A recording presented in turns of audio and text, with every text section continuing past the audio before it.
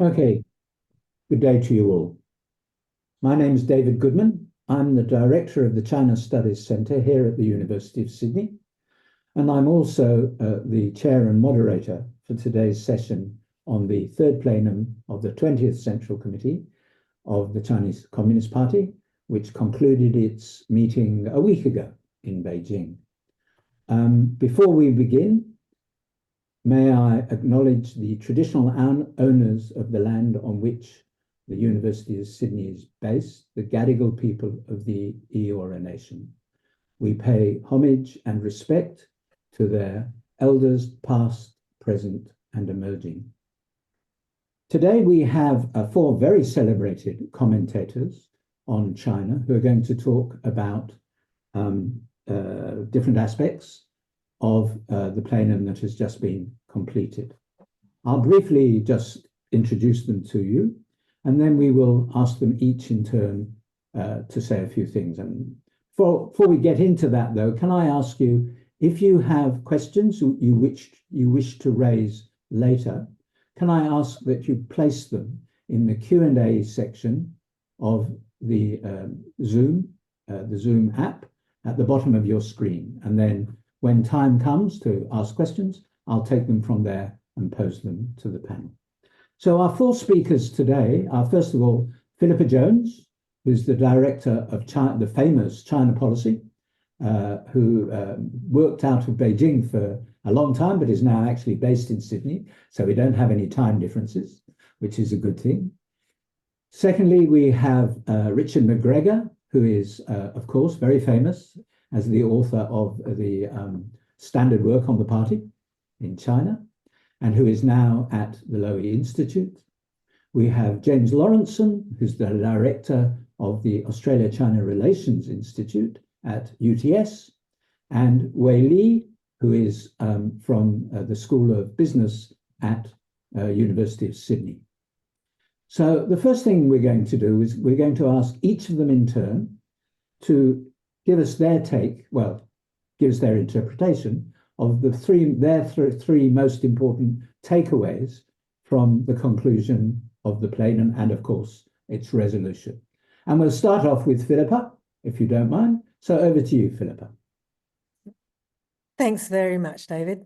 Well, did the plenum meet my expectations? Yeah, it did. For China policy, this sort of meeting is our bread and butter.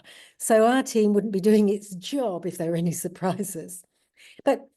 And as many commentators have said, if you've been watching and listening to the Xi Jinping administration, you knew that they were not about to drop a stimulus package or in fact do much to boost consumption.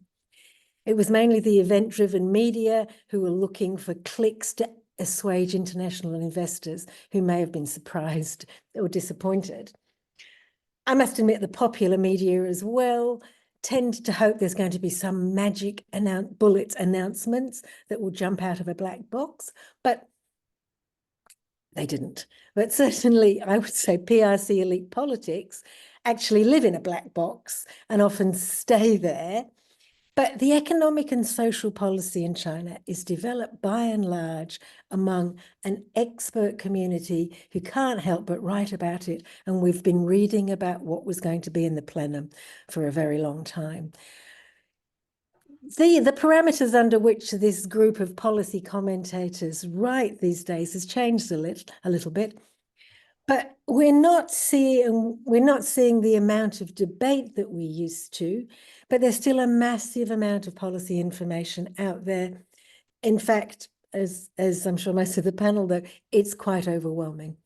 But as I often say, and I think it bears repeating, there can be a greater flow of policy information under a one-party state, and specifically, of course, here, China, than under a multi-party state. And we know at China policy because we try to keep track of it every day. Governments like ours in representative democracies have to shield their policy development from an opposition that is ready to pounce and tear it to shreds at any minute. And it's often only announced once it's decided and maybe a period of public comment is allowed. As we all know, there's Anthony Albanese or any other minister making announcements that can, in our context, surprise us. So no, there really weren't many surprises here. Well, hardly any surprises. What did surprise us, however, was the delivery timetable. All the policy that is enumerated through this massive document is to be delivered by 2029, which is the 80th anniversary of the founding of the PRC. Now, that's an awful lot of work for an awful lot of people. But as we step back and look at the overall economic direction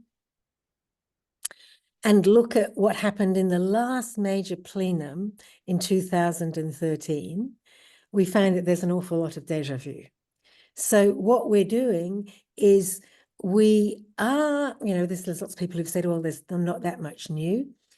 There is quite a bit new, but there's most definitely a sharper focus. And as I've said, it's repeating, and we're reiterating a lot of the issues that have been on the boiler since Xi Jinping first came, the beginning of the Xi Jinping administration. So aiming to solve these issues by 2029 shows the difficulty that the government's going to have in addressing them, and how imperative they think they are.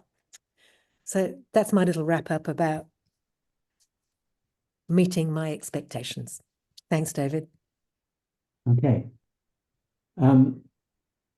Please now, Wei, would you like to tell us what your takeaways were from the plenum? Yeah, sure. It's actually very nice to just follow on from Philippa's comments, because I think I agree a lot with her observation about the document.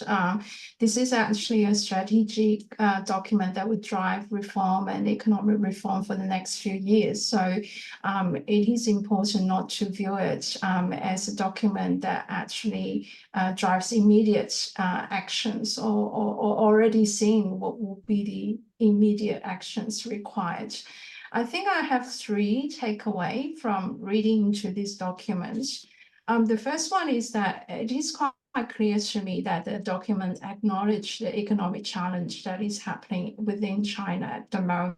So it's not written out of a bubble in terms of not seeing some of the strategic challenge within the Chinese economy, but also internationally. So I see that the people putting this document together actually is fully acknowledging the current challenge that is happening within China and internationally.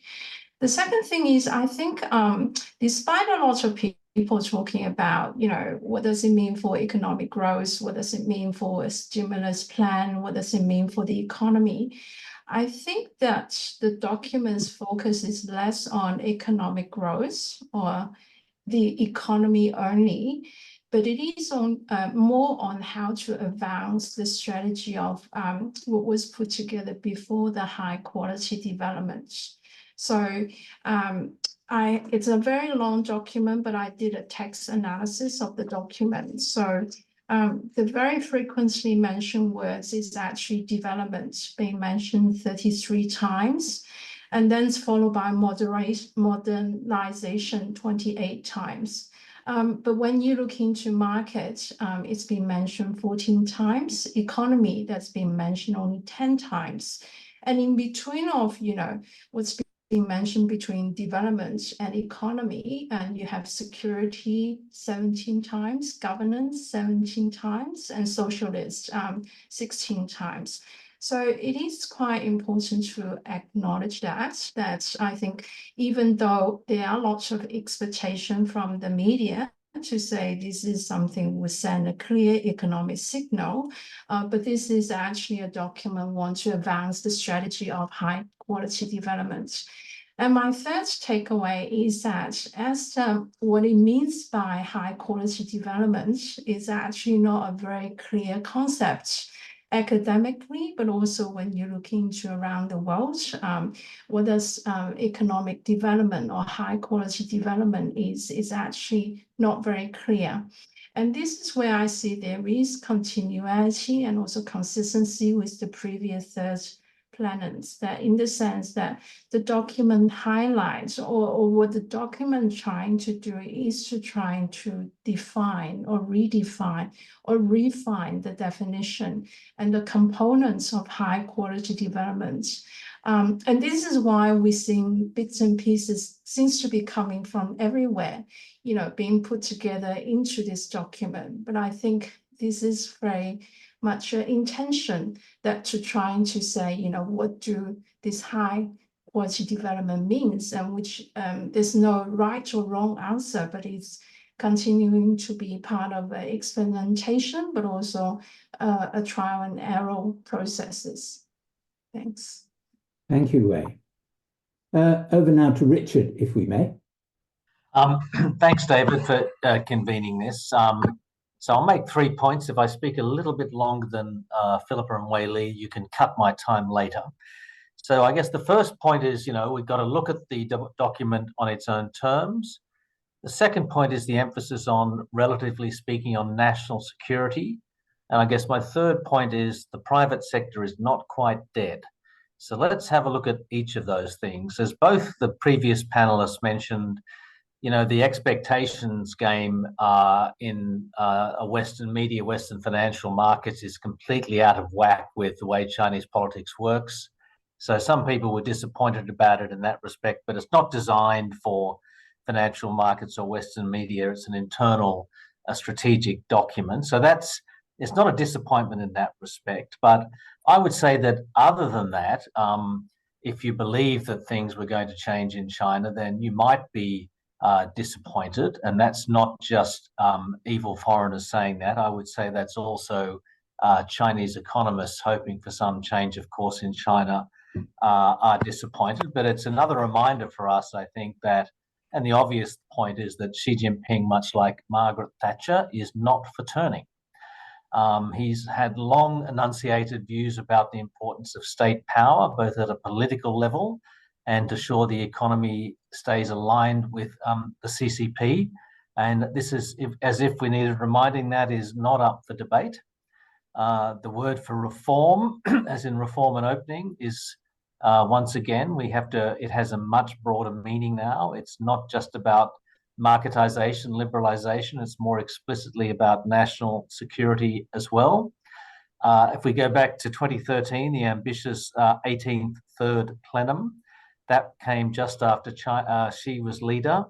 It famously said that the market would play a decisive role in the allocation of resources. The private sector, global, local and foreign, would get the same treatment, and the government would be more of a regulator, less of a player.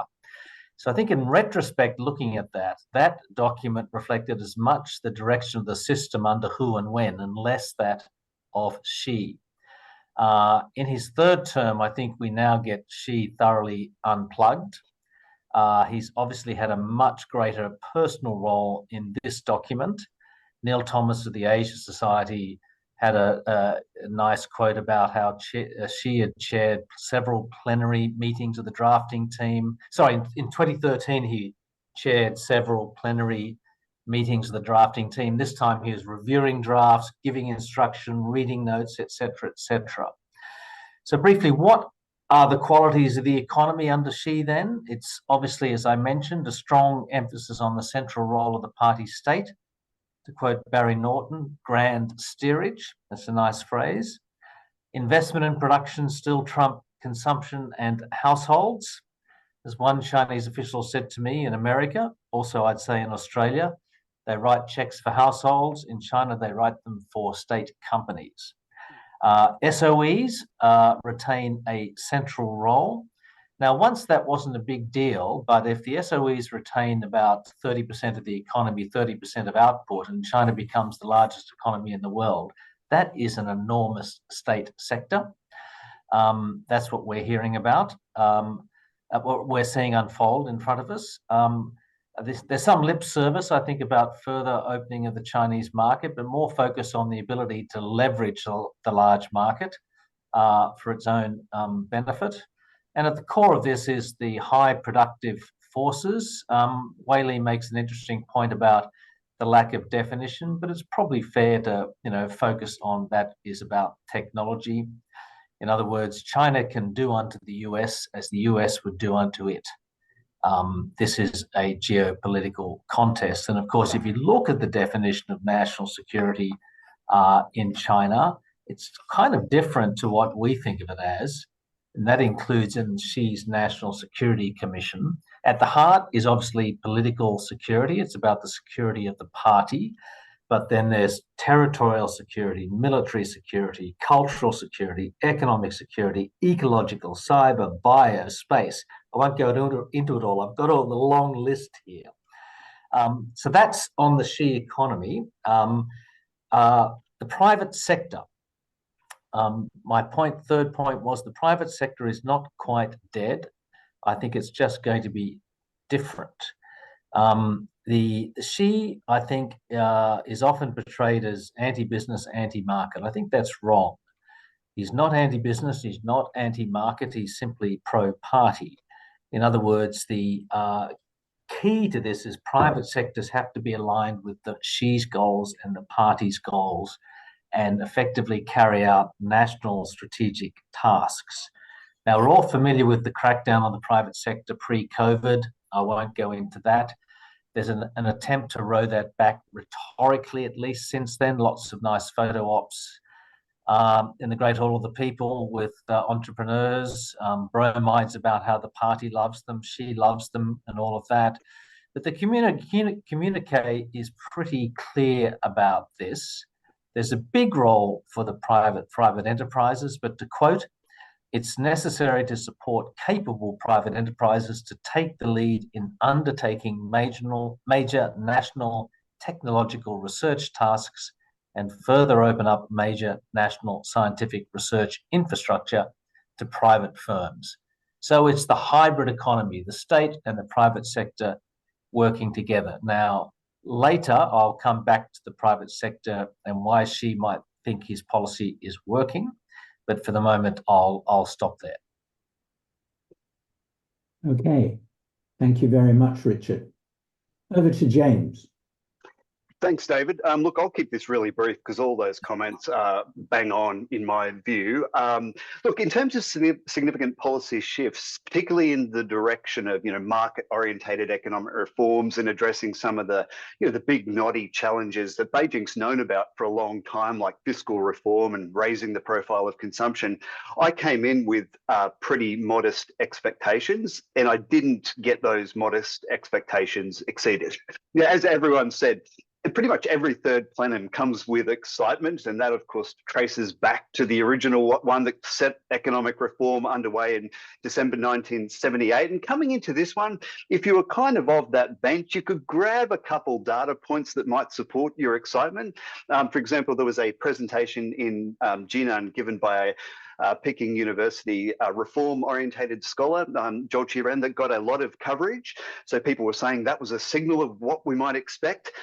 And there was also just this assumption, I think, that because the Chinese economy is not doing great, then surely the government would have to do something a bit more radical. But as the other speakers have said, and also Neil Thomas at the Asia Society, Richard's already mentioned him. I'd certainly recommend any of the listeners to get, to read closely what Neil writes. He makes the point that, despite the third plenum having this mythical status, in fact, if you go back over the longest sweep of history, it's often the actual record of delivering radical reform is actually incredibly modest. Look, as Richard said as well, Xi Jinping has shown he's in control, and he's been incredibly consistent in his policy points of emphasis, right? Quality rather than raw growth numbers, no real appetite to raise the status of consumption, doubling down on new quality productive forces led by science and technology. So if you put all that together, I think we should have had modest expectations coming into it. look, to be fair, there were some points of emphasis that I think are exactly right? There was a lot of talk about rural land reforms, fiscal reforms, science and technology. These are all things that Beijing should be focused on. But the point is, we've known about those for quite some time. And there's been a bit of a disappointing track record in some of those areas, particularly fiscal reform, for example. As Philippa said, the one exception to my, my modest expectations was that time limit, right? So we put a 2029 time limit and said to quote, to complete the reform tasks laid out in the resolution. And there were hundreds of reform tasks laid out. So that does send, it at least signals some urgency in the system. But still, I mean, economic growth at the moment in the second quarter came in at 4.7%. That's sluggish by historical standards, but it's not panic stations. So I'm just not convinced that I see in the Chinese system at the moment the combination of factors that would be needed to really, unleash some more larger scale reforms. I'll stop there, David. Okay, thank you very much. Just before I ask Wei Li to ask a question of Wei Li, I add one thing about the way the media and commentators deal with plenums. Those of us who were around when the third plenum of 1978 met may recall that almost every commentator outside China on that third plenum said the goal of achieving the doubling and redoubling of GDP in China by 2000, which was the aspiration that plenum had, was a very nice aspiration, but it would never be met. Almost everybody said that. You can find it in the pages even of the China Quarterly Chronicle and Documentation. But of course, it was met by 1995. Now, I don't say that in a kind of spiritual way that we should always think that everything that the party is promising is going to come about. I just use it to emphasize the point about the difference between the function of a plenum. It's to have aspirations. That's what it's for. Anyhow, I'm going to point out briefly there, David, that if the skepticism has spread to the China Quarterly, that's not just the media, but also scholars who got it wrong. Oh, so everybody got it wrong. Have to spread the blame. Everybody. Yeah. Everybody got it wrong. No question about it. I'm not being a snooty scholar looking down my nose at people who don't have that kind of background. Everybody got it wrong. Okay, Wei, if you wouldn't mind. What do you think are the more possible likely consequences for the economy, for the development of the PRC economy? What's the plenum suggesting, and what might actually result? Okay, thanks for that question. I think in preparing for those points, and reading into this very long documents, I really want to come up with some simple message. So there are two things I think as my take on from the document related to the economy. The first thing I think it's really on the new quality productive force as an economic driver. I think this is a vision that is outlined in the Plenum decision documents for the future economic drivers of China, that is to focusing on cultivating new quality productive forces.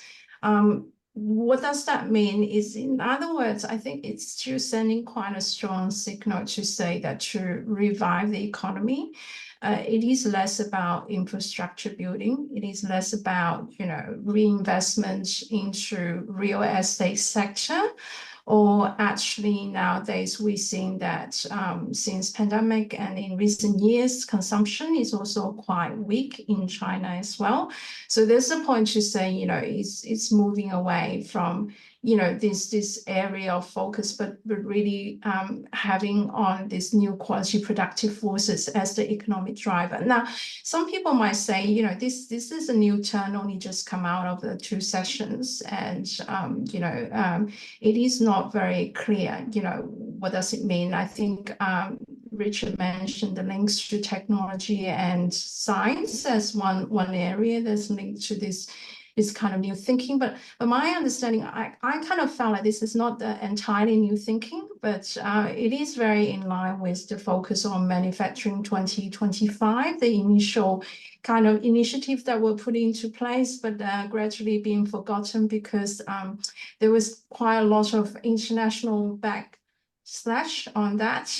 But then I think there was a period of huge amount of focus on self-sufficiency on technologies and science, and then to the point now that this concept of new quality productive forces come out. So what it really means is that to use this as opportunities to boost sectors such as new energy, new materials, advanced manufacturing, and digital technologies. And it is to leverage this scientific and technology innovation to upgrade the industrial manufacturing and develop strategic emerging industries. So I think this is somewhere that China now started to, on one side, seeing it's building some kind of advantage, right? Particularly into renewable energies and into advanced manufacturing equipment areas. And this is where advantages are being there and it's been recognized. But at the same time, this is area where it's in line with Chinese demands into energy transition, but global demand into energy transition as well.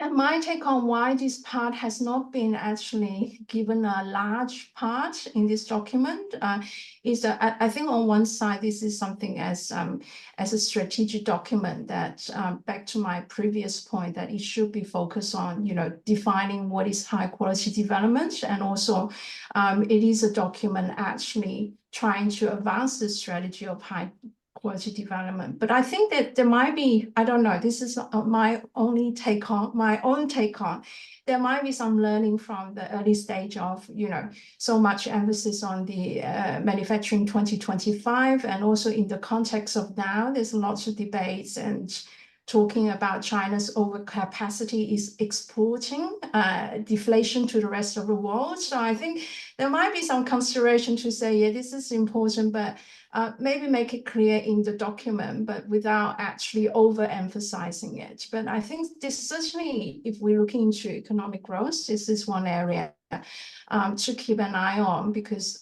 this is in the sense of where some of the growth initiative that would go into. The second thing I think I want to mention a little bit is the document actually lay out quite a comprehensive, I think that's been commented by James and Richard and Philippa as well, range of economic reforms. But the question is about how to carry out them, right? And this is where something that I think some kind of points that I take on from the document is that it does acknowledge that, market plays a decisive role in resource allocation. So lots of people are very happy to see that sentence in that document. But it also, in some way, pointed out that by no means does it play a total role. That means that, a recognition of market being very effective and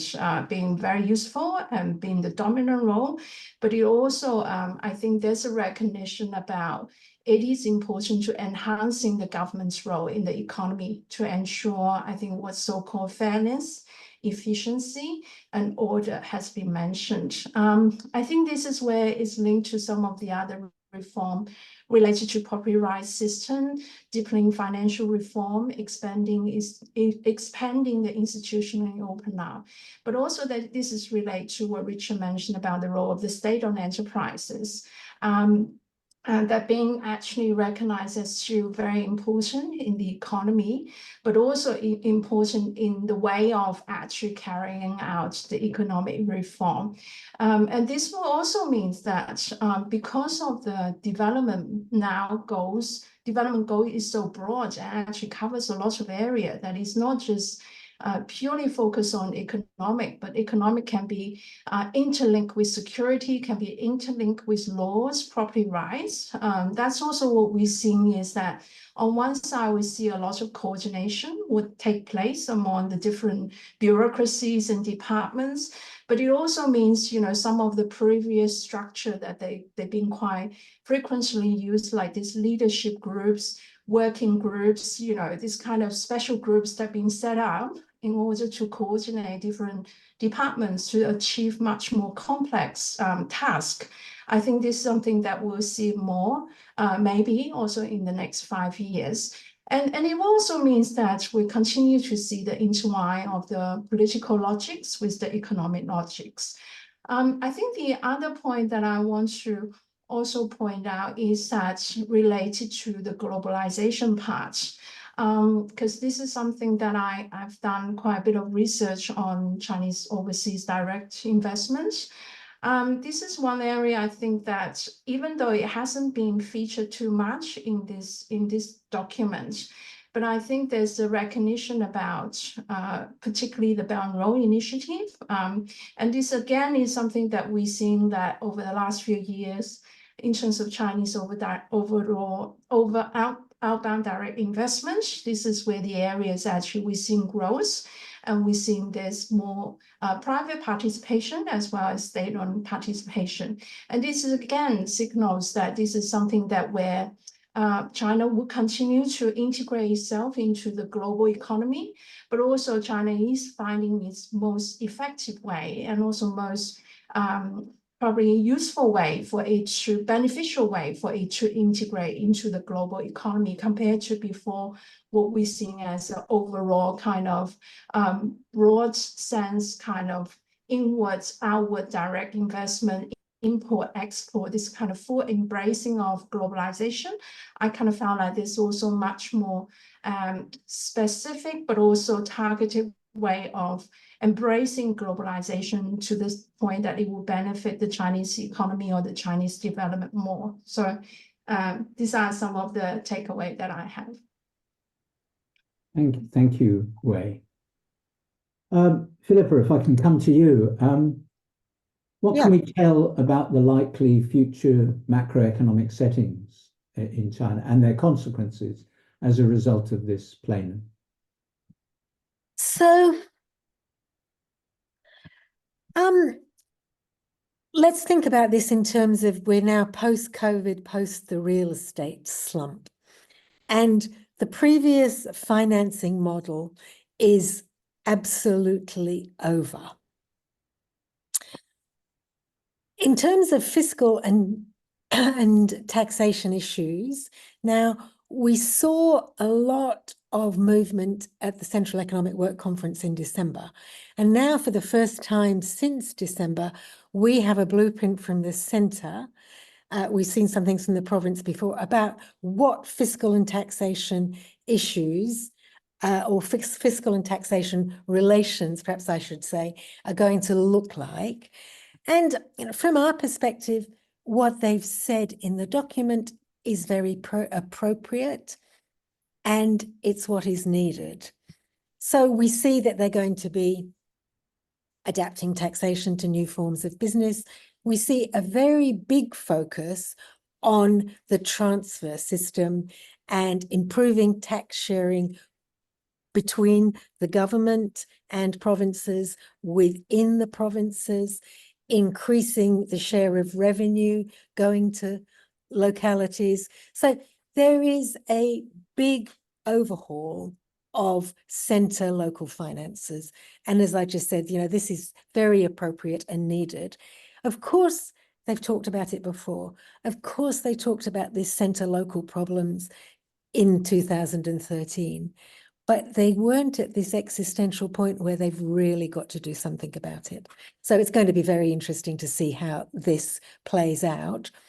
One thing that I would mention here is that there is no property tax. So in 2013, they did mention a property tax, and in 2014, they started rolling it out and they had all sorts of problems. So it's interesting to note that the property tax is still not on the cards. One of the other things that I think is interesting in terms of the big macroeconomy is, of course, massive growth in the economy is over. And what we're looking at now is a very interesting transition from growing assets like mad to managing assets. And we see this in what's happening with SOEs. One of the interesting things is we see that they're going to explore macro balance sheet governance. And we see Haiwen Xiu, who's from the head of the Central Financial Commission, talking about unified national macro balance sheet management. Now, this is a bit of a tongue twister to get out, but it's interesting to see what they're talking about. And they're actually, of course, they're exploring it, they're tansuo, but it may aim to adjust the structure of existing assets. It may indicate that there's going to be much more government involvement. It may not. But this is a very interesting development that we've been looking at. Other major announcements that are of interest on the economy is they talked about a financial law will be formulated. Now, this appeared in the State Council legislative plan, so we knew it was coming. As we've said, most of these things were already telegraphed before, but this was particularly mentioned in the plenum. We see that they're going to expand tracking statistics. Now, this reverses a years-long trend. So again, this is an interesting development. Whether we get to see those statistics is another one. We see much more mechanisms to support tech SMEs, which is, again, part of the general thrust of the plenum. Now, what I just would like to do quickly is, when I was chatting at the beginning, I gave you my expectations, but what I didn't do was actually talk about what my main takeaways were. So I'm going to take a little bit more time, if I may, just to quickly run through what I saw as my major takeaways. And coming in from these economic issues, and what we've been talking about, new productive forces, how the economy is changing, one of the things that really shone through was better regional coordination. This policy prescription comes out really loudly. And what it aims to deal with is all of the issues that we saw that over the last, I would say, developing and part of the Xi Jinping administration over the last 10 years. We have a formulation in China policy. We have this sort of meta-analysis, and we call it China's deep troubles. So there's state market disconnect, there's urban rural disconnect, there's a preemptive hierarchy, and there's a center local disconnect. All of these issues come together as and are addressed very often, or we can see that they're going to be addressed through regional coordination. Now, what I wanted to also say about regional coordination is that the economic model up until now was built on regional regional competition. So low-end competition worked in footwear, it worked in clothing, but we're now, to some extent, seeing the model working out through the auto industry. So we see that there's going to be massive consolidation there. But we do see that when it comes to semiconductors, provinces are going to need permission to set up chip fabs. So this was my first takeaway, was better regional coordination will address many of the deep troubles and address the issues that we have more generally in the economy. Next, I wanted to just quickly mention a couple of issues which we note particularly in China policy, but are not so canvassed so widely in general reporting. And that is the education scitech nexus and agriculture. So education and scitech, of course, we see that this is part of where the economy is going. But what we see in education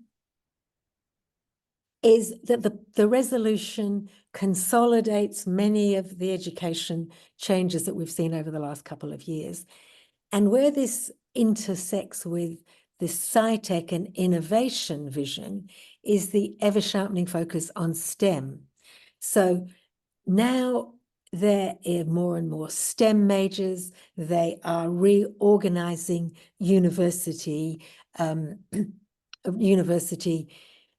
teaching and majors to the almost exclude the humanities, and of course will accept where they serve the party, which is in history and philosophy, which is where students learn about party doctrine. But other humanities subjects are now very much on the back burner. Education's outstanding mission is now to support Beijing's vision of global scitech governance. What we see in the Plenum document is it says that education will foster virtue, nurturing capable young people with sound moral grounding, intellectual ability, physical vigor, aesthetic sensibility, and work skills.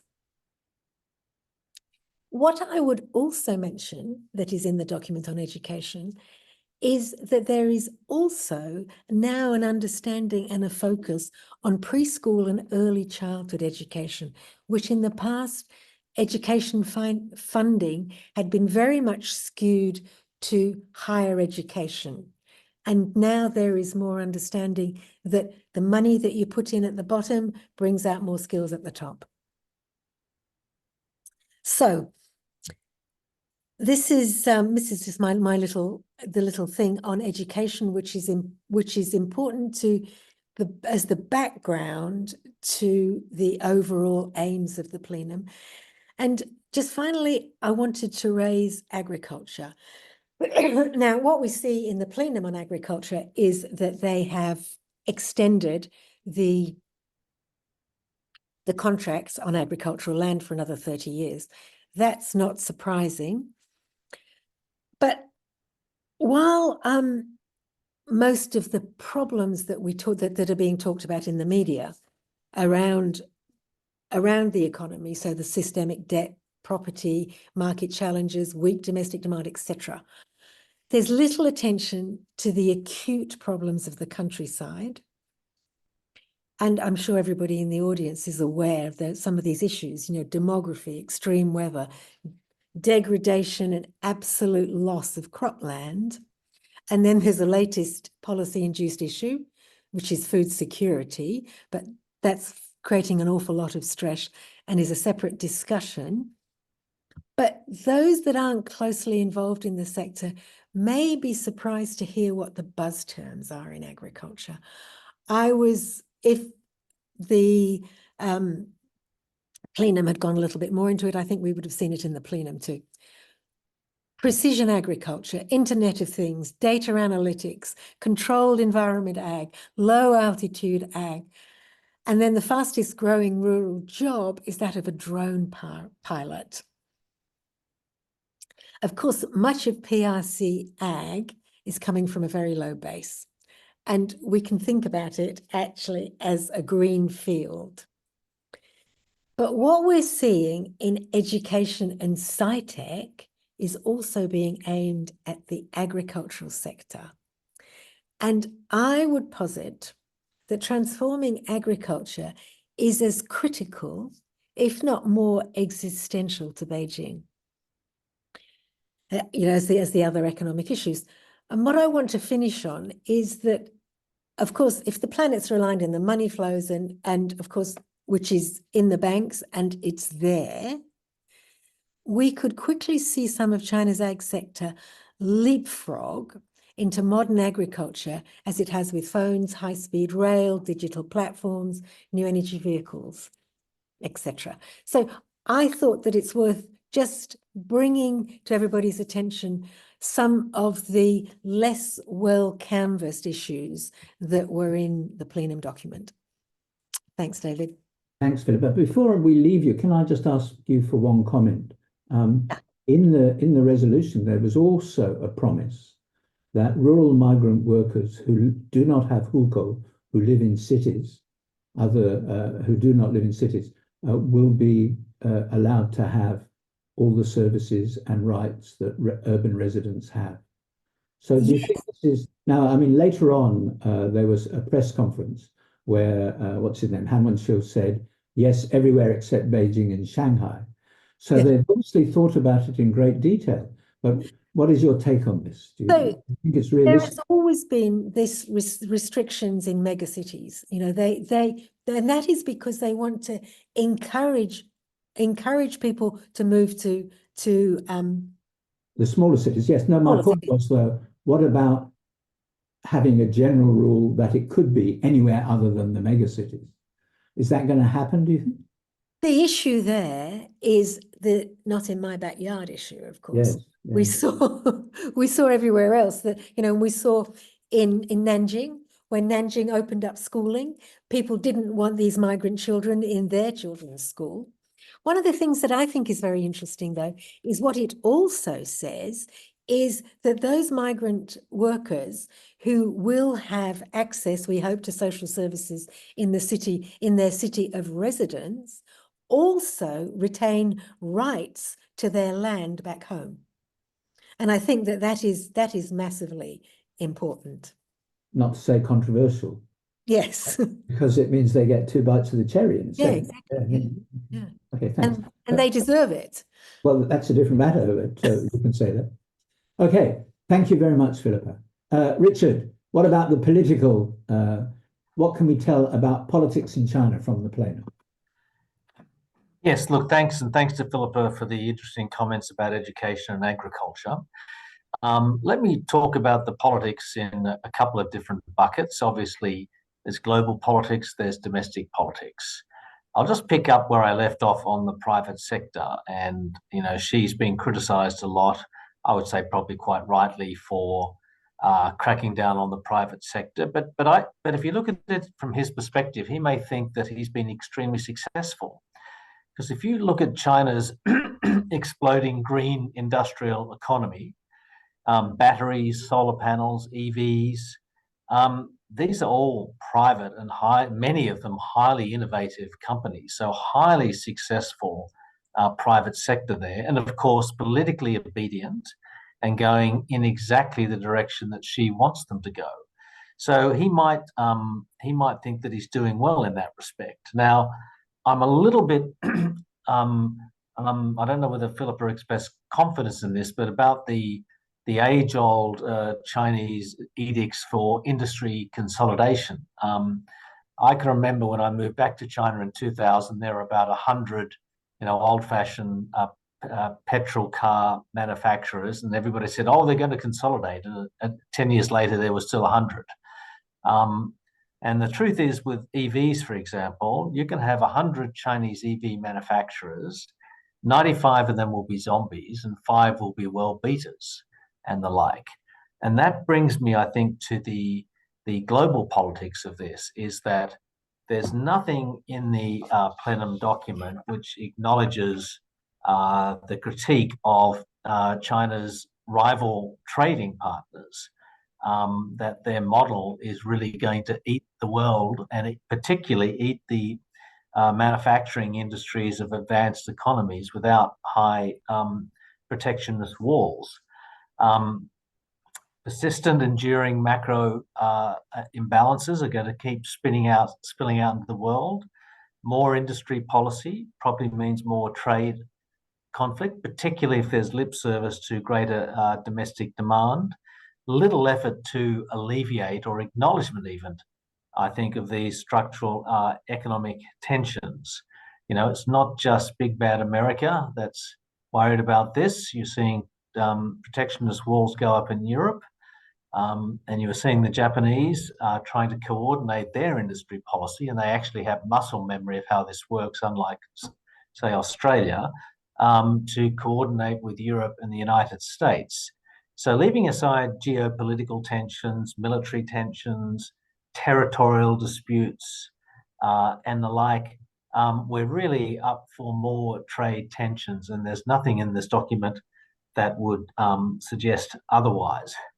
Let me come now to domestic politics. And once again, Philippa talked about a greater acknowledgement or discussion of fiscal policy, which of course is one of those often exceedingly dull topics, but vital in China. In other words, how they distribute the tax take. The 1994 policy, which centralized more greatly centralized the tax take in Beijing and then delivered money to the provinces, appears to be falling apart. You know, we hear all the talk about the 12 bankrupt provinces, unfunded mandates of cities and towns and provinces, you know, cities that can't pay their police, their teachers, their nurses and the like, because they're running out of money. So this is a massive issue, and it's interesting that they're taking it on, as Philippa said. But I think one of the things we haven't discussed, that if you do take on a reform of the tax system, is you also have to have higher taxes, you know, and that's difficult. So if you think about it in this respect in particular, Xi Jinping is presiding over the lowest growth in incomes of any Chinese leader since about 1979, 1980. You know, no more easy growth. James is quite right to say that, you know, China's current growth rate, 4.7%, that's not disastrous.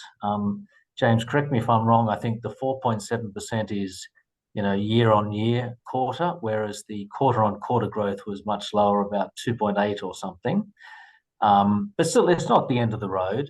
China's not collapsing, but there's, you know, the big winners of Chinese modernization, urban middle classes, they're not getting the income growth that they once had. And eventually that has an impact. I mean, China doesn't have elections, but it does have politics.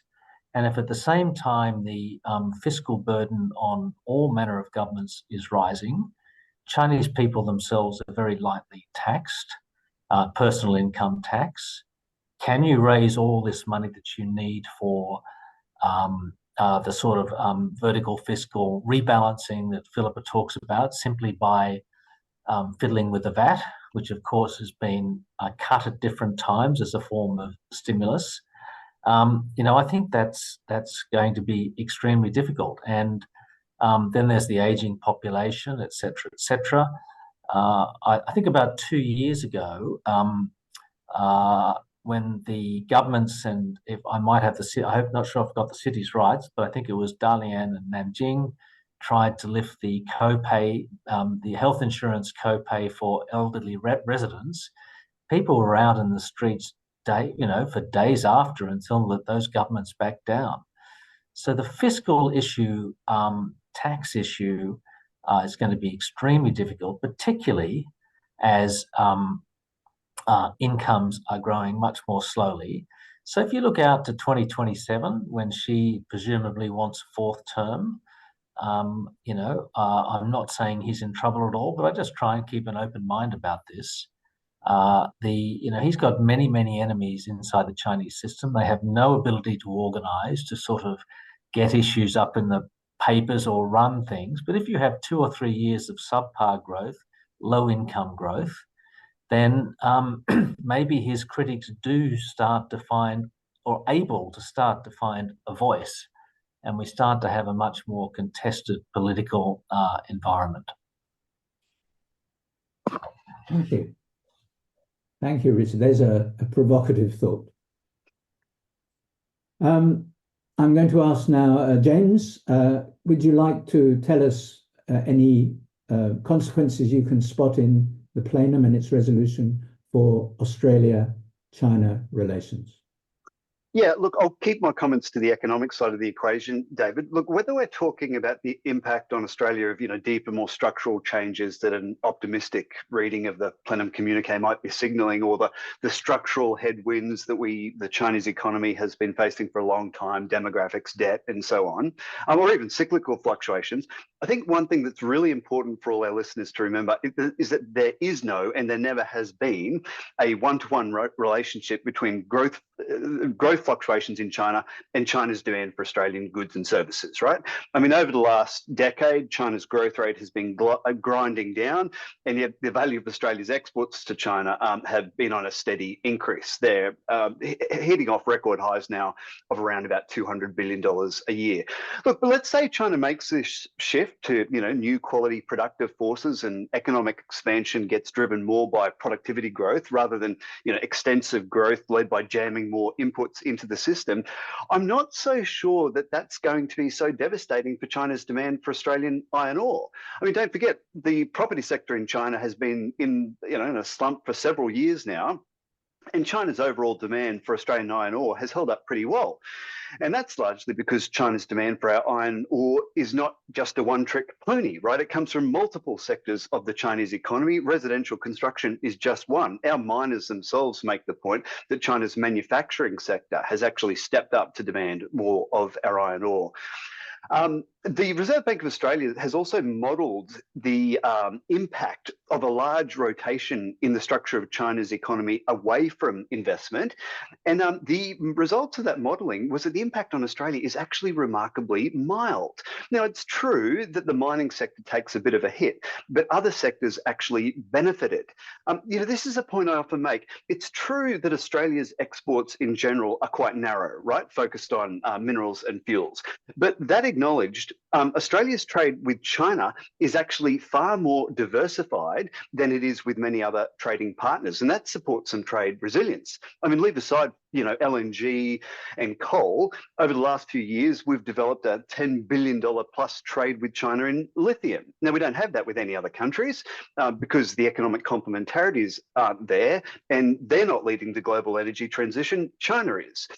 China's not just our biggest market for minerals and fuels, it's also our biggest market for agriculture. Take a look at what's happening to wine now. In June, Australia exported more than $100 million worth of wine to China. 3 months ago, we were exporting nothing. The tariffs come off, and now we've leapfrogged France to be China's largest wine supplier once again. And guess what? China's also our largest market for services as well. So that diversified trade structure, David, I think does create some resilience in our trade relationship, frankly, no matter what comes out of the third plenum. I thought for a minute you were going to say that they needed the wine for the plenum. Thank you. Okay, now I'm going to ask the audience if they have questions to put them in Q&A. I think I might start off, though, with one comment and question to Richard, if I may. You were talking about Neil, I think it was Neil Thomas. The question I'm going to pose, I think, came out of something Neil Thomas wrote the other day about why the document you were talking about, why did Xi Jinping stick with what he was going to do anyhow? And I think one of the reasons he gave was that he really wasn't sure of being able to get local officials to comply with what he wanted. Would you like to comment on that? I think that's an interesting proposition. When I say to people, as I often do, that there's a problem of compliance, not that people don't want lower down the system, not that people don't want to comply.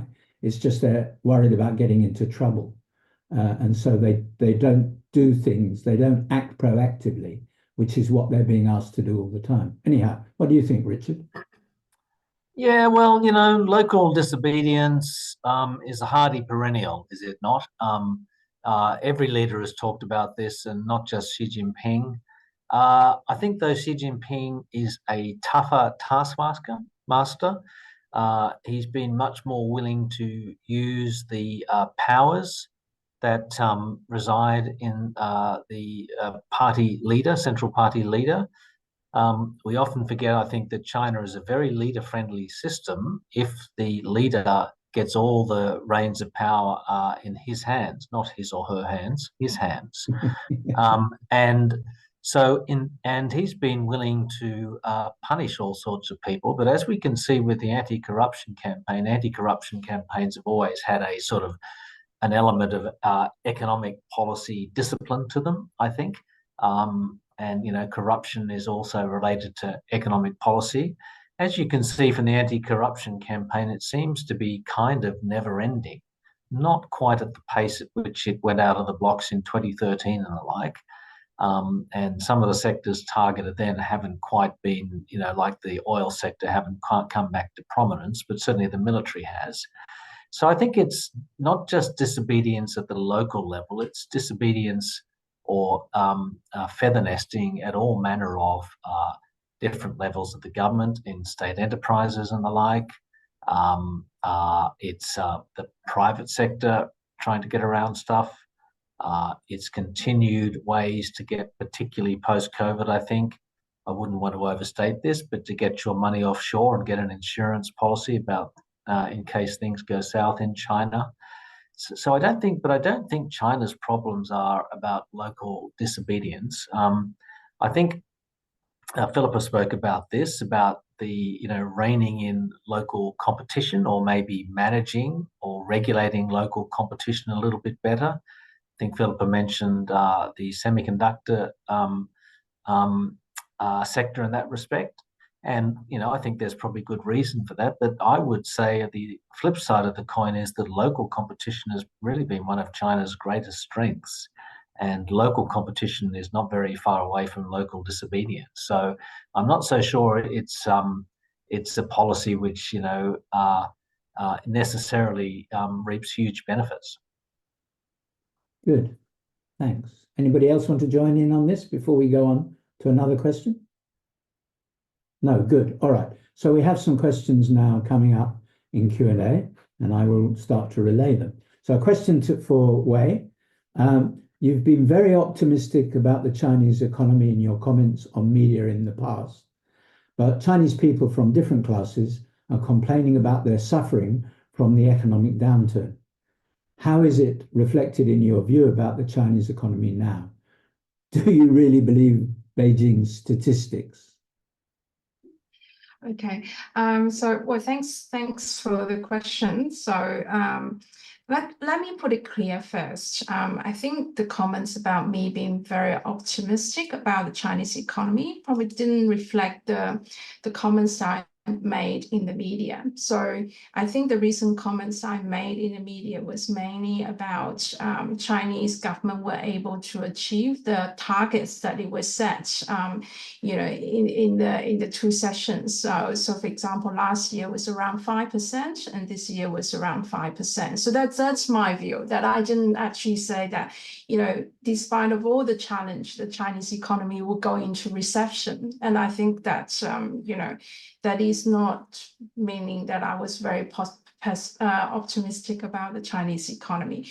I do acknowledge there are lots of challenge in the Chinese economy, as I put in my my discussion about the reason why this new quality productive forces is being seen as a driver for the economic growth, is because, you know, partially investment is going down, export is facing challenge, but also you have an economy which is very unlike of what we've seen in Australia, that is facing deflation issue, right? That means really consumption is coming down and people are not consuming goods and service as they are before. And that reflecting, you know, partially is about the income growth that actually coming in that are slower, but also partially reflecting the property value, right? That in the last few years, we've seen actually the property value in China has gone through actually a lot of changes, then personal wealth is actually being affected by it. So I don't think there's this inconsistency as what I've seen as the government is able to achieve the target it sets in the beginning of the year. As what I also seen that household spending and household consumption is coming down, and people are actually not going through easy times now in China. So I do agree with that. So, but my point is to say that when you look into economic policies in terms of development and growth policies, right? There are different instruments the government are using, and there are multiple instruments the government are using, as what we're seeing in these three plenum decisions, that in the end, there's a whole range of policies that government are trying to use, to compensate for that reduce in consumption for the private sector and also for the private households. Yeah, so the Chinese statistics, I think this is another issue. I think that's worthwhile academic seminar in the end in terms of trusting or not trusting the Chinese numbers, right? And I think that's a question been ongoing for the last 20 years or so about when do we trust and how do we trust. But I think my point is not about whether I'm giving credibility to the Chinese data or not. But what I'm saying is just in terms of the range of the policy instrument that the Chinese government have, and there are still certain areas that we could see that growth can come in, even though we're seeing weakness in investment in the trade side as well as in the consumption side. Thank you, Wei. There's a question here which is probably for James, if he's willing. What do you think about the current state and trajectory of the Chinese technology ecosystem, in particular for new entrepreneurs, domestic or foreign? Oh, look, David, I'm pretty bullish on China's tech prospects. I always thought, 5-10 years ago, it was pretty foolish when people started running around saying that China couldn't innovate. That seemed ridiculous to me then, and I think it's been demonstrated that is the case. If you look at, more and more sectors, China is the global technology leader. I still don't think that penny has quite dropped, particularly in a lot of Western countries. I think perhaps it's a bit better in Australia than it is in the United States, but even here, I don't think that penny has dropped. I mean, you see it certainly when it comes to green manufacturing. Critical minerals is another area. The reason why I think Australia should look to partner with China in critical minerals, despite recognizing the Australian government has some very legitimate concerns around supply chain resilience because of concentration of activity in China. But still, I think we need to try and make it work wherever we can, because China is the global technology leader. Now, if we want a made in Australia, critical mineral sector, how do you have an internationally competitive sector if you don't have access to the best technology? I mean, I just don't know many examples of that actually taking place. So I think China's kind of got the runs on the board. When you look at basic scientific research, scientific publications, China's now the global leader. And it's not just producing a whole bunch of junk scientific publications. There is that. But if you look at metrics of quality as well, China's rocketing up the ranks as well. So I think it's got the runs on the board, and I'm pretty optimistic. Good. Don't go away, James, because there's another question here for you about banking. About banking. I think you're the obvious person for this. What do the new policies say about China's banking crisis? Western commentators continue to see this as a critical weakness. Yeah, so I'm not actually sure. I think Philippa is probably very well placed to answer it. Look, just one thing I'll just say really quickly is I don't worry about China's banking system being a bubble that pops. Okay, there's a whole bunch of reasons for that. One is that most of China's debt is denominated in local currency, so you're not going to have an Asian's financial crisis style situation where foreigners rip their money out, the exchange rate collapses, and they can't pay back US dollar loans. You're not going to have a subprime type crisis like in the US. where you had banks lending 100% of the value of the property of a house. And so when house prices fell, there was immediate systemic consequences to the banking system because China has very high deposit requirements. So look, it's clearly not positive. Don't get me wrong. I'm not saying the Chinese financial system is in a good state. I just don't see it as a bubble that gets popped. But otherwise, over to Philippa. Yeah, I would totally agree. What I would also say is that, of course, the banking sector is conservative. So as James is saying, you know, it doesn't lend 100%. You know, you've got to have a very substantial down payment, but also it's a currency that is trusted around the world. It is nowhere near any collapse. And one of the things that I was actually discussing earlier this morning is if we're looking at agriculture and we're looking at all the money that is needed, all of that money is actually in the banks. The banks can actually fund all this work that we need to do in agriculture. So it's not a problem, I would say.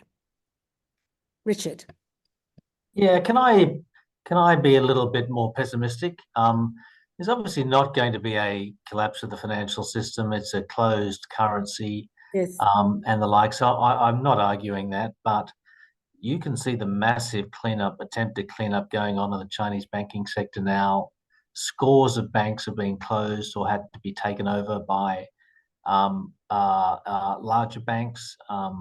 You know, various riots, I think, in the past weeks or so, and people trying to get their money out and the like. And it's quite natural that if you've got a massive downturn in the property sector, and this is not, by the way, necessarily individuals and their mortgages, but generally speaking in the economy, you're going to have a lot of bad debts. And that's what they're getting, and a lot of insolvent debts. Once again, it's not like Lehman Brothers in the sense that there's a great chance for sort of, rapid, uncontrollable infection. But it is like Lehman Brothers in one sense that, you know, nobody really knows who owes money to what because the money has been lent and relent so many times. And I think there's all sorts of complexities in there which will take a long time to build up. It was quite striking for me recently being in Japan.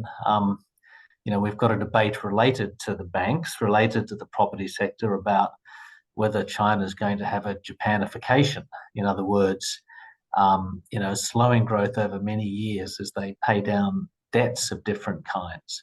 And it was very funny that, you know, the people who believe in the Japanification of China are the Japanese, actually, because they see all sorts of parallels.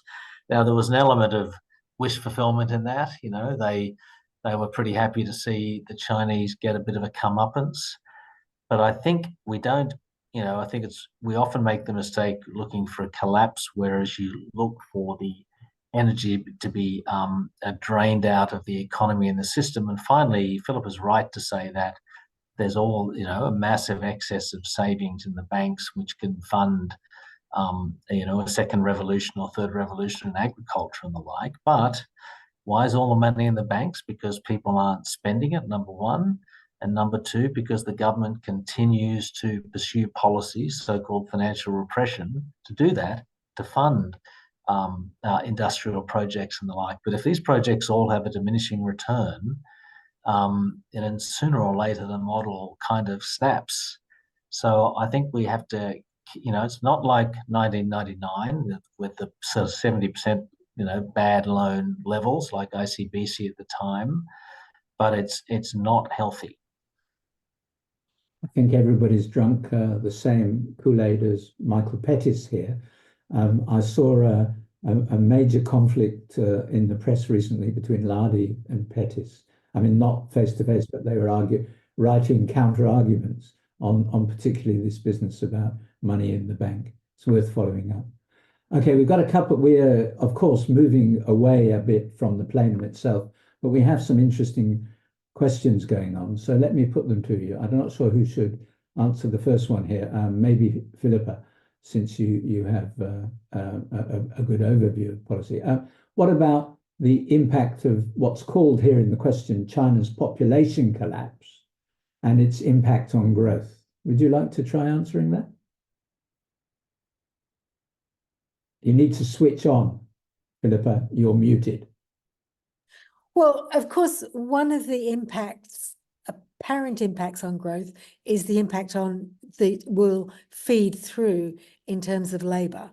But of course, there is the opposite, or the other side of that, in that there's a massive amount of there are a massive number of people who are still able-bodied and able to work, but retire early.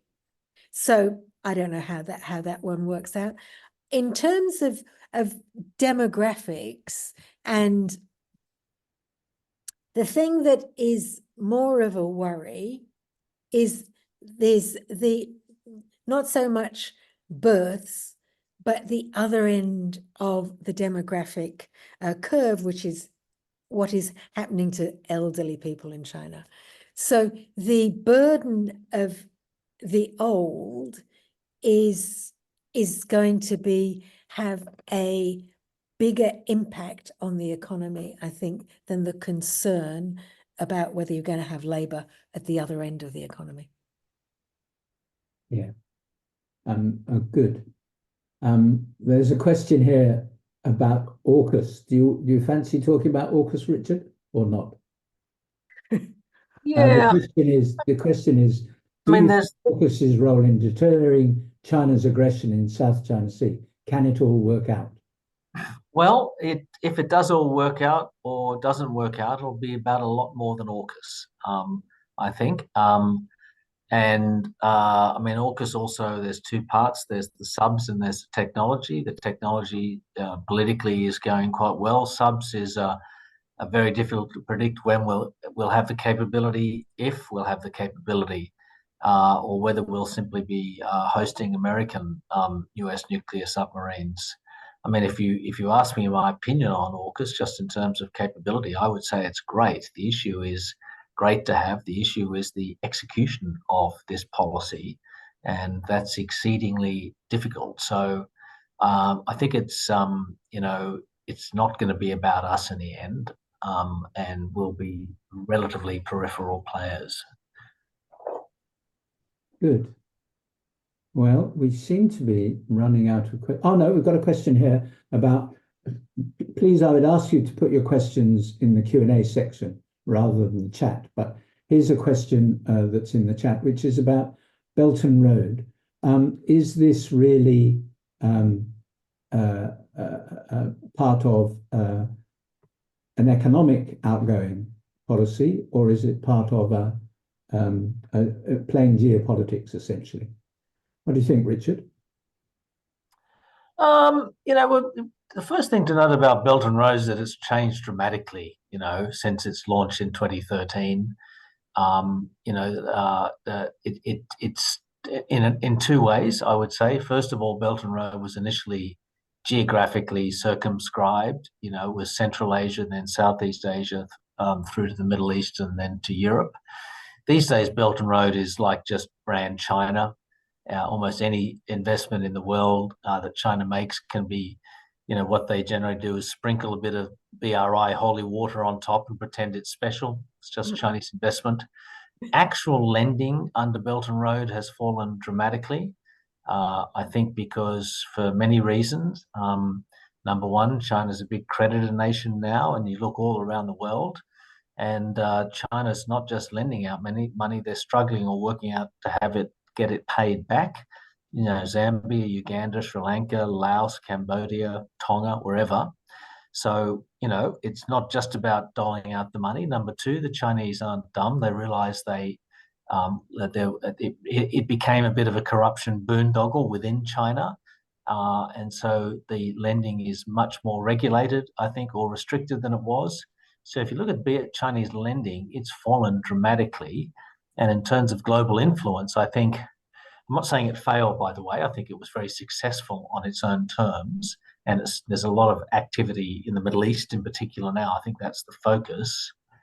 But Chinese global influence is more about narrative power, the global security initiative, global development initiative, global civilizational initiative, big ideas about a parallel world order.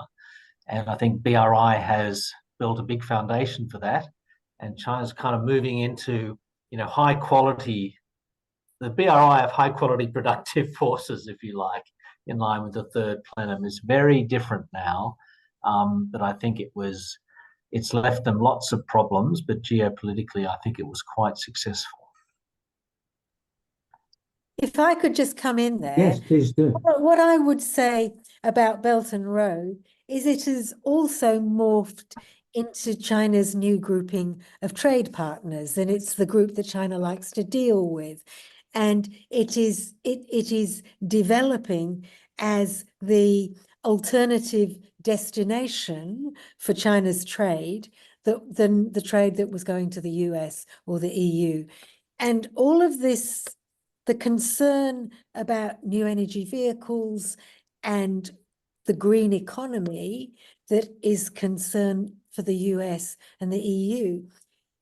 I think that what is very much the feeling in Beijing and around the PRC is that those in the long run are not their destination markets. Their destination markets are in the BRI, the SCO.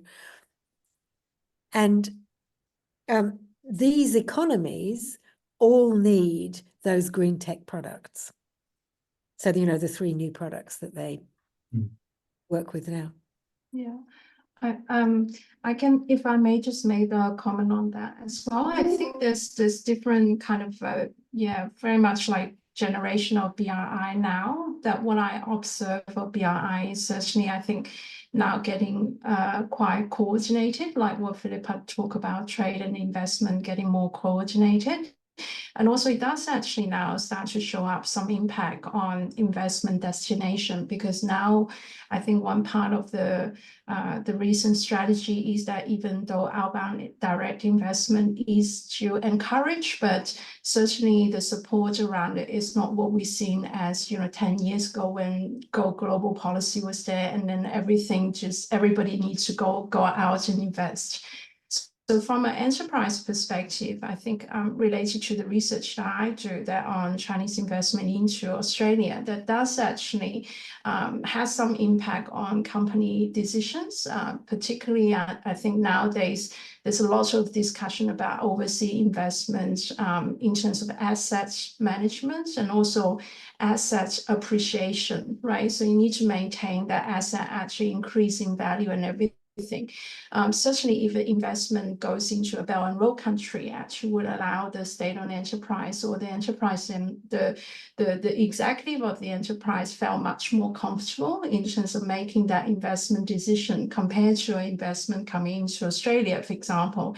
Then not only you have huge amount of uncertainty with regulatory environment, but also you have to really carefully examine that kind of the economic return of the investment proposal. So I think Philippa mentioned about, Central Asia, but the other thing I see, there's a huge amount of movement. Actually, I was recently last year in Peru, South America. There's also a huge amount of actually collaboration on areas related to investment, infrastructure building, but also linked to trade as well. Yeah, so I do see that this is an area where when we look into overall outbound investment growth for the last year. So certainly that the main growth areas goes into the Belt and Road countries. Okay, anybody else on this topic? No? Okay, good. So there's a question here. I think we've kind of dealt with this already, but maybe one of you, Wei or Philippa, might like to answer this. This person says they saw that the decision from the Plenum notes that local government will have more autonomy on taxation. How might this change the financial situation of local government, and especially how significant might it be in helping to enhance local economies? Wei, do you want to have a go first, and then we'll ask Philippa? Okay, so I think the context of this is actually, my understanding is at the moment, local government is really facing quite a lot of stress in terms of their financial income. I think partially is related to the performance in the property markets, that we know that traditionally a lot of the local government income actually comes from, areas related to selling lands. So I think only recently in the last few days or so, there was some statistics, if we do believe it, coming out of China and talking about local government performance in terms of taxations and incomes. So I think very few local governments are able to actually balance their income and their expenses at the moment. So it is a challenging situation. My read into what's been put into the decision document is that it seems to be also allowing more local government go into collecting other fees that is not necessarily in the tax categories. So I think there were some other fees that being mentioned and proposed, and it seems to be one other avenue for local government to increase their revenue to cover the local expenses. I mean, the other thing I think is also in the reform, there's quite a lot of discussion about education reform, healthcare reform, age economy, but it is also interesting to look at how do, this taxation, local government kind of is able to expand their fee collection would be linked to some of the responsibility, right, coming out of that social commitment side of the decisions. Philippa, did you want to say something about this? Yes, that's true. One of the things that we also see is that that taxation, that they're going to adapt taxation to new forms of business. So this may well be local too. The other thing to mention about those finances is that the centre has undertaken to transfer for more money directly from the centre. And I think I didn't mention that earlier, but that's let's see what happens. But that's one of the things that's documented. Somebody's just put a question in on this same topic, actually, a follow-up question, which actually could lead to a PhD or at least a book. So as a result of what you're saying, what control does Beijing have over local government taxation drives? What are the limits? Do you want to have a go answering that? No. I don't know, perhaps Wei can. What are the limits? The thing is, one of the things that has changed, and I think Richard has touched on this, is that the control has changed. So where there used to be a lot more disobedience, I think we will probably find that there is less. The other thing about finance is that the push for such a long time has been to digitize it. The more it's digitized, the more the centre has real control and can see what's happening. Not only will it be digitized, it'll be blockchained. And so I think that the opportunity to go rogue is very much less than it was. But just to Wei, please come in, Wei, and then I'll say something else. More comments. I think it's also what's been changed over the last few years is also local governments, what do I say, KPI has changed as well. That in the sense that if we look at earlier reform years, that economic growth and job creation, that these are the two very important ones, right? And the reason why, you need to raise this kind of land tax and everything is to fulfill these two main areas, to develop your economy, but also to make sure that you create jobs in your local economy. But I think, the KPI criteria certainly have changed over the last few years. So whether, having a big local budget deficit would drive local government to think about they need to increase lots of taxations and expenses, it itself is a question that actually would it be a key incentives for the local officials to come in and say we need to set up taxations and collect more taxes and everything, or some other topics. I think what we've seen in this document, right, national security, other things, social welfare, health system, legal system. So there's talk about building up the legal system, whether those things again make a much more prominent role in the local KPI of the local government officials. So that will be something I think to take into consideration. Did you want to say something on this, Richard? You're muted. No, look, I think they've covered it quite well. Phillips is probably right that digitisation allows people, the centre, to see sorts of things that once could have been hidden from them for a long time. I think SOEs, local governments, all manner of people in China have also always tried to hide these sorts of things through complexity, so that people couldn't understand them. And maybe if there is a more systemic online tracking, then that might be the case. But frankly, none of that solves the basic problems about funding at the local level. Simply because you can see what the shortfalls are, it doesn't help you fix them. James, did you want to say something about this? No, thanks, David. I'm good. Okay. Well, in that case, comrades, I will just thank you all very much indeed for participating in what has been a very educative, informative, and enjoyable roundtable. I wish you all a very good weekend, and we must do this again next time there's a plenum. Thank you. Thank you, everybody. Thanks, everyone. Thank you.